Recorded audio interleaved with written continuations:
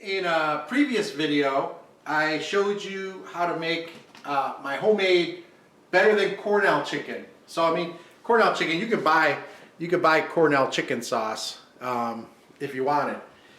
But something I noticed having this Cornell chicken sauce is that this product, this Olive Garden signature Italian dressing that you buy at the store, is very similar to the ingredients that are in this Cornell chicken. Now, you know, I make my Cornell chicken. You use fresh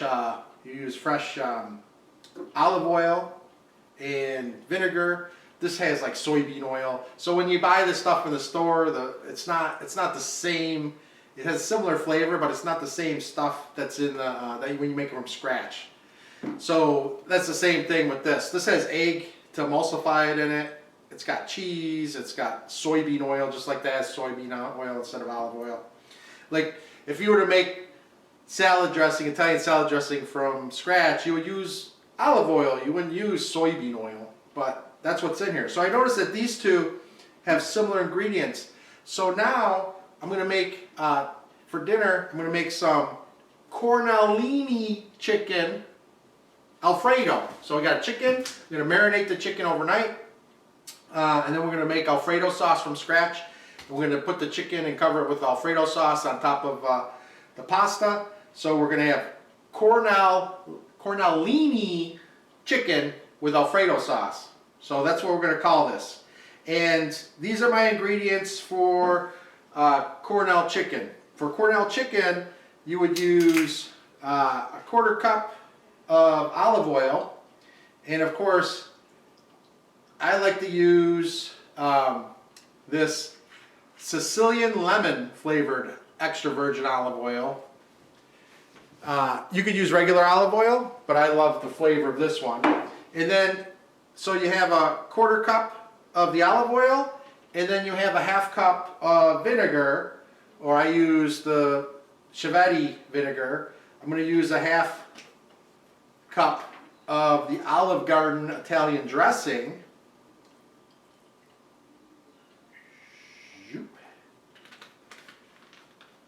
And then when you make Cornell chicken, the only thing you put in it is you put in some poultry seasoning.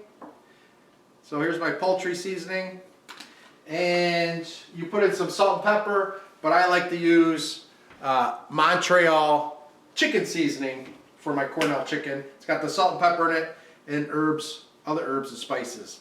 Now, for Cornellini, I'm going to put in some Italian seasoning. Obviously, because we're going to want this Italian style. So I put in some Italian seasoning. I'm going to put in some garlic powder. So put in some garlic powder. And I'm going to put in some onion powder. So this is my marinade for Cornellini chicken. And then we're going to make Cornellini chicken Alfredo. So all I got to do is mix this up. Get my whiskey. Go ahead. Boop, boop, boop, boop, boop. That's all whisked up. And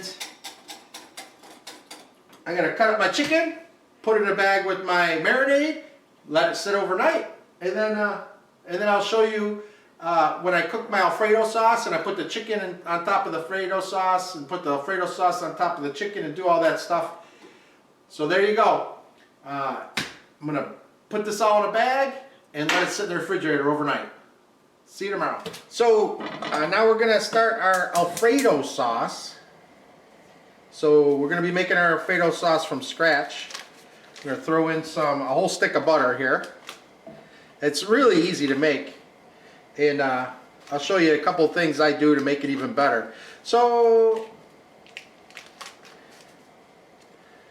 basically, Alfredo sauce is just butter and you know, either heavy cream, half and half, or even whole milk you can use, and then some Parmesan cheese. This is grated Parmesan. But what I like to do to make my Alfredo a little better is I'm going to add obviously some fresh garlic in here. So I'm going to put a little fresh garlic because everybody likes the garlicky Italian food. And You know, sometimes I might even roast the garlic. I didn't tonight, but sometimes I might roast the garlic in the oven first, and then add roasted garlic for a nice flavor. And then what I also have here is this is mascarpone cheese. So you could use cream cheese if you want. I used to use cream cheese, but mascarpone is so much creamier, and it melts. It melts so fast, just like butter. So you can put in a little mascarpone in here. Let's stir this all up. I don't want it. I'm going to turn that down between low and medium. I don't want to burn any of this. I'm going to put all this mascarpone in there. And you see, it just starts melting right away. And then I'm going to put in my half and half. You could use heavy cream if you want.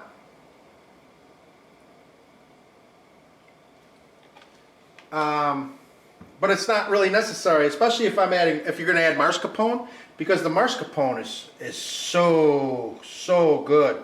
Or if you're going to use cream cheese. Now mascarpone is kind of like cream cheese, but it tastes so much more just like cream. It just tastes so good. And like I said, it melts a lot faster. It melts just like butter. It really does. You see the mascarpone like melting? It's like a really good creamy butter. So good. So I got mascarpone, I got some heavy cream in there. I'll put this here for now. Whisk it around. This is my Alfredo sauce. And something else I'm gonna add is I get a 4 cheese here, right? This is all the stinky cheese. Asiago, Fontina, Parmesan, and Provolone.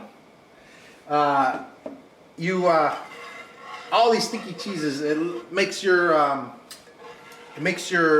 Alfredo so much cheesier. Look at how this mascarpone, how quick it melted in there. How nice and creamy everything looks. Right? So this is between low and medium. I'm going to add my my grated Parmesan. And I add all of it. Now if it gets too thick, I just add a little more half and half to it. In the pastas, so this is, I like to make a gluten-free. This is one of my favorite just regular pastas. Barilla, gluten-free pasta. They come in fettuccine and linguine and spaghetti and penne. But what we're going to be making tonight is, this is a local place that makes fresh homemade pasta. And this is gluten-free fettuccine from Boza's. Mangia bene. That means good, eat good. Mangia, eat. So, look at this. So good. Look at how nice, already nice and creamy this is. Alright, so I go ahead and add some of this, of my 4 cheeses, my stinky cheeses. These are shredded. I could get these, sometimes I get these myself and shred them, but it's so much easier if I'm just making it like this. Oh, look at this. Just put this cheese in there. Look how good that looks. Go ahead and drop some in there. That's good. That is so good. I got this on low. I just want this to heat up. So anyways, as I was saying, you can probably get this online. Bozza''s, Boza's Pasta. They make it's local here in Rochester, New York. Look at this. There you go. Look at my delicious creamy Alfredo sauce. Get it all melted up real nice. Keep it whisking. Keep it on low so it doesn't get too it